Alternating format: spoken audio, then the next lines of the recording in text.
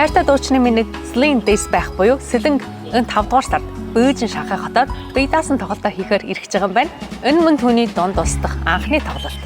Франц Монгол гаралтай жаз дуучин Celine Days байх Франц улсад төрсөн. Бага насаа Парис болон Улаанбаатар хотод өнгөрөөсөн.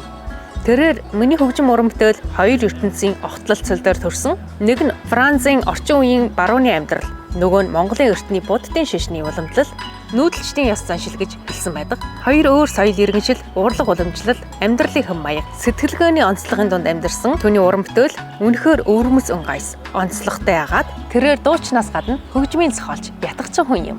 Түүний өөрийнхөө нэрээр нэрлсэн Сэлэнг бүтээл нь Италийн Флоренц хотод болсон. Gucci 2026 хаврын загварын шоунд сонгогдсон. Түүний 2025 онд гаргасан Хөдөө цамаг, BBC, Nova Club зэрэг радио савгаар цацагдаж олон улсын сонсогчдын анхааралд хүрчээ. Монгол, Франц, англи хэлээр дууны үгээ бичдэг Монгол уламжлалт хөгжим гайсыг жаз хөгжимтэй сүлэлдүүлэн өөрийн өнгө төрх бүхий бүтээл туруулж яваа. Түүний дуу уран бүтээл сонсоход сэтгэл зүрхний гүндэх нандан утсыг хөндөж дотоод руугаа аялж байгаа мэт мэдрэмж төрүүлж байх ч гэсэн натна.